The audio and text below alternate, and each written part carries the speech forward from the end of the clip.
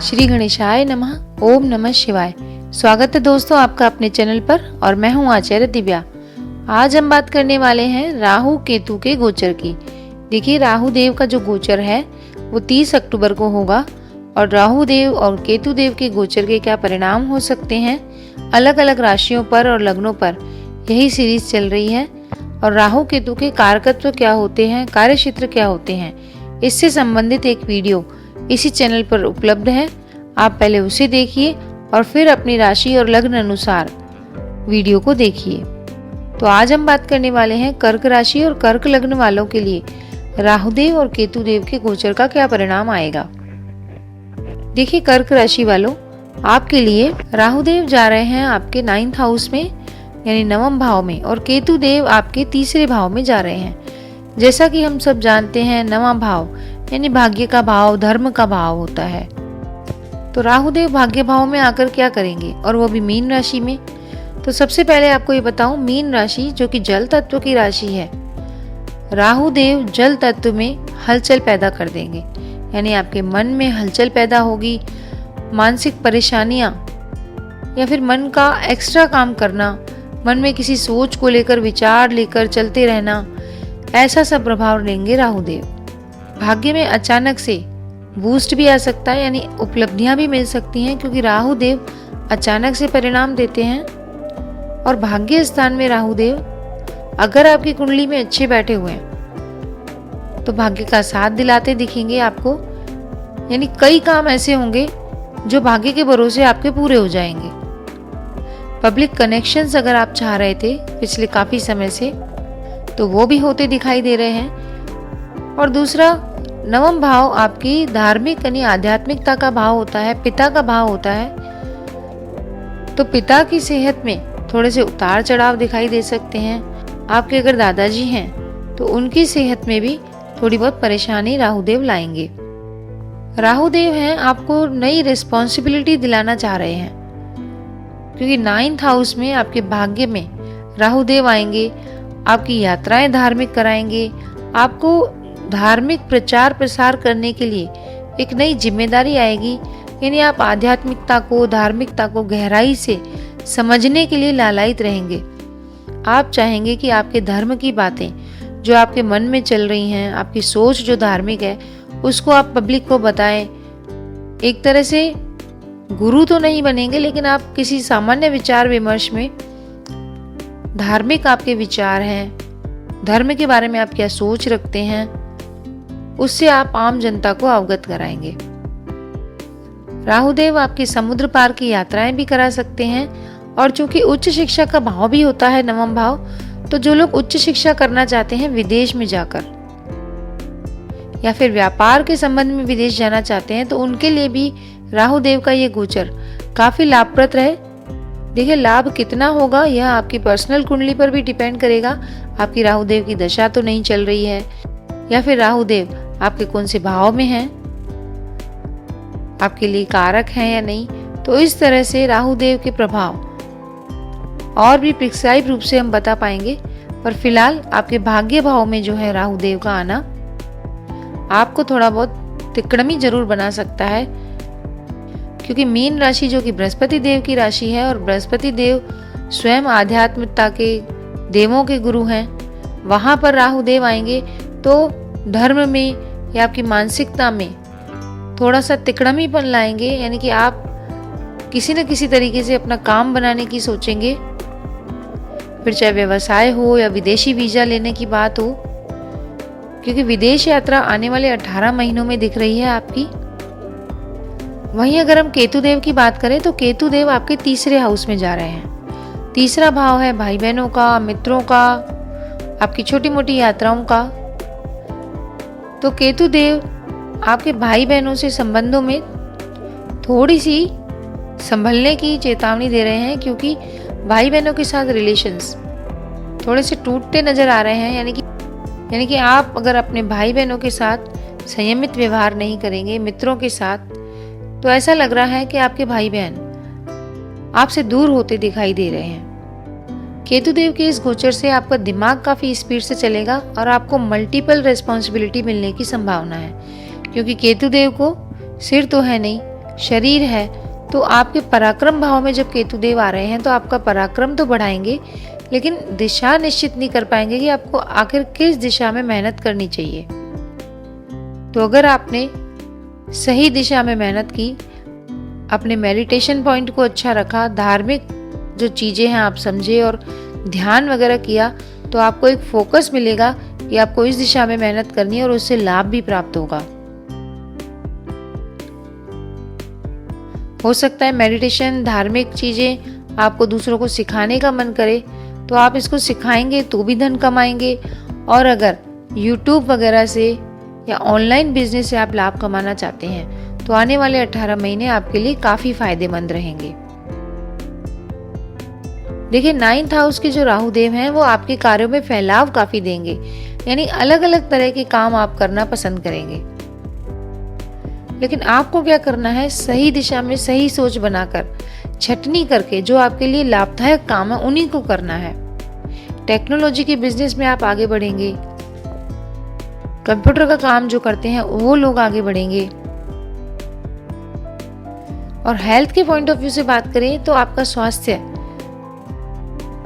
राहु देव उसमें वायु जनित रोग हैं, जैसे संधिवात के रोग हैं, जॉइंट पेन है, जोड़ों में दर्द है या किसी को आर्थराइटिस है, तो ये चीजें राहु देव थोड़ी सी बढ़ा सकते हैं आने वाले 18 महीनों में। और मानसिक अशांति, जो कि मैं पहले भी बता चुकी हूँ, उससे आपको बिल्कुल बच के रहना है, क्योंकि मन में काफी उथल पुथल रहेगी इन दिनों में।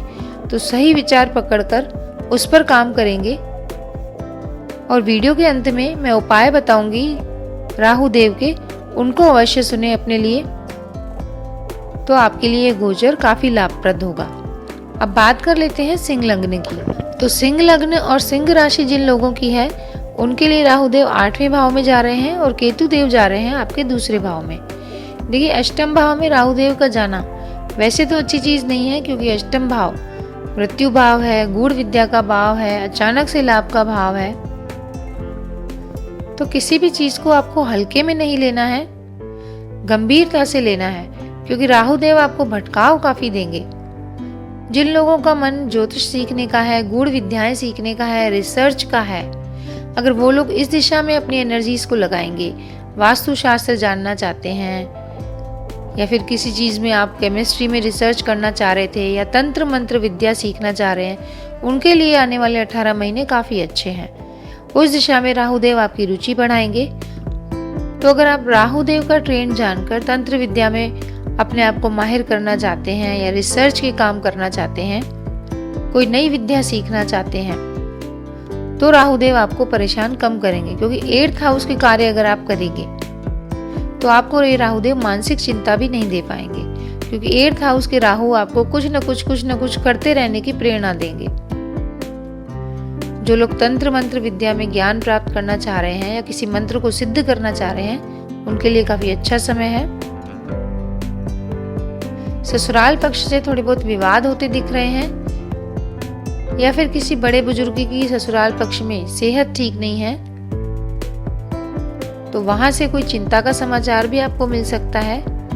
वाहन इत्यादि अगर आप खुद ड्राइव करते हैं तो अष्टम के राहु देव दुर्घटना योग भी बनाते हैं, तो आपको काफी संभल कर वाहन इत्यादि चलाने पड़ेंगे। और कानून का पालन आपको इस समय 18 महीने आने वाले जरूर करना चाहिए, क्योंकि अष्टम के राहु अगर आप कोई ऐसा काम करते हैं जो कि गैर कानूनी है या छुपाकर कोई काम कर रहे हैं, तो वह उजागर हो सकता है और उसके लिए काफी आपको भुगतान भी करने पड़ सकते हैं। तो झूठ बोलने से या फिर कोई ऐसा काम करने से जो कि कानून सम्मत नहीं है, उससे आपको बचना चाहिए। वहीं अगर केतु देव की बात करें, आपके 2nd हाउस में जो केतु देव हैं, आपको गले संबंधी कोई प्रॉब्लम है, टॉन्सिल्स वगैरह हैं, उनका ऑपरेशन ड्यू है, तो उसका ध्यान रखिए। वो जरूर आने वाले 18 महीनों में गले की कोई पहले की प्रॉब्लम थी वो उतल सकती है। दूसरा, अपनी वाणी को संभालिए, क्योंकि 2nd हाउस के केतु देव आपकी भाषा में थोड़ा सा कड़वापन, रूखापन लाएंगे, जिससे आपके मित्र, सगे संबंधी, खासकर परिवार और कुटुंब में आपकी भाषा की वजह से किरकिरी हो सकती है। तो आप इस बात का पूरा ध्यान रखें कि मीठा बोले या फिर जरूरत नहीं हो तो ना ही बोले। केतु देव आपको एकांत प्रिय बनाएंगे, क्योंकि परिवार में आपको ऐसे लगेगा कि परिवार से कहीं दूर चले जाएं। तो बिल्कुल ट्रांसफर्स की भी ये स्थिति बनती है। राहु देव अष्टम में और केतु देव द्वितीय में आपको नौकरी में या घर में स्थान परिवर्तन करना है, तो उसके लिए काफी परिस्थितियां बनेंगी।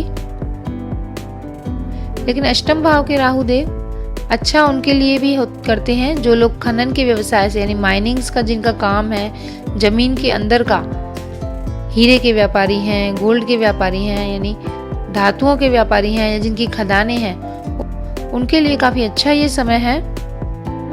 सेकंड हाउस के केतु देव के लिए आपको एक सावधानी बताऊंगी कि आप किसी के काम में नुक्ताचीनी न करें, यानी कि परिवार में या मित्र मंडली में, वर्क प्लेस पर किसी के काम में मीन मेख निकालने से जरूर बचें। विदेश में अगर आप लोग सेटल होना चाहते हैं तो अष्टम के राहु देव वो भी संभावनाएं आपके लिए बना रहे हैं,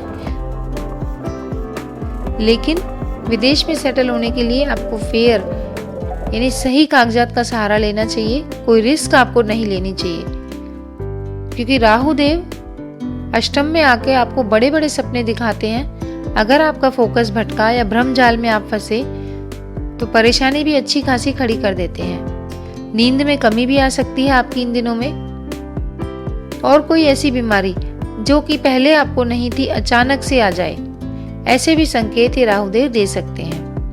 तो वीडियो के अंत में सिंह राशि और सिंह लग्न वालों को राहुदेव और केतुदेव संबंधी उपाय बताए जाएंगे, आप उनको कर लीजिए। बाकी इस गोचर का कम ज्यादा परिणाम आपकी पर्सनल कुंडली पर भी डिपेंड करेगा। अब बात कर लेते हैं कन्या राशि वालों के लिए।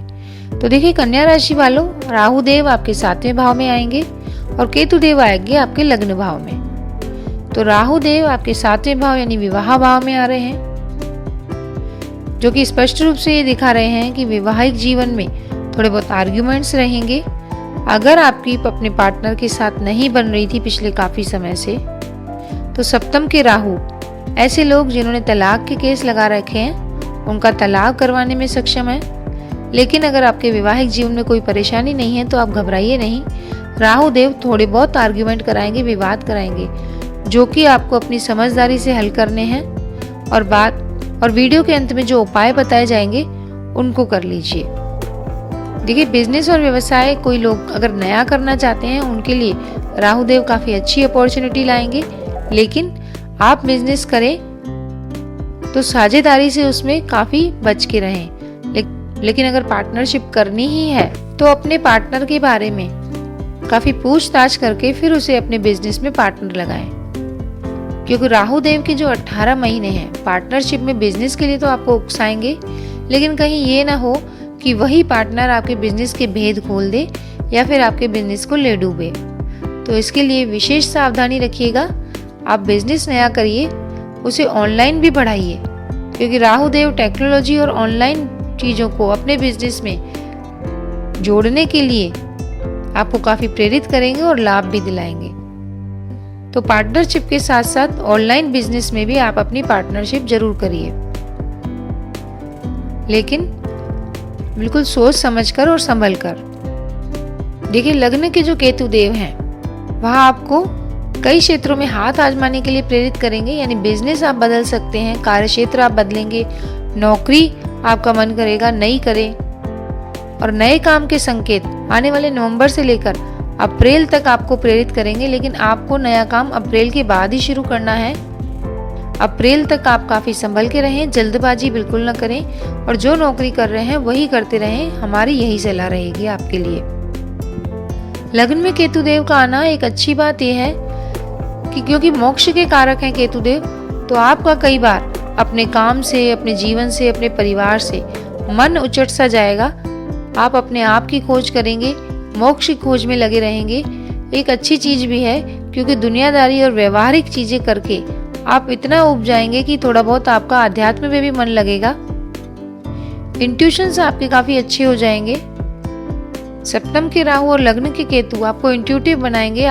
आपके मन में कुछ इस तरह के संकेत आएंगे कि कुछ दिनों में आप उनको सच होता हुआ पाएंगे। तो अपनी इंट्यूशन पावर का आपको अपने बिजनेस में, कार्य क्षेत्र में उपयोग करते हुए इस गोचर से लाभ प्राप्त करना है। और आने वाले 18 महीनों में कोशिश ये करें आपके वैवाहिक जीवन में विवाद की स्थिति बढ़े नहीं, क्योंकि राहु देव आने वाले 18 महीनों में लगातार खटपट देंगे आपके बिजनेस में, आपके वैवाहिक जीवन में।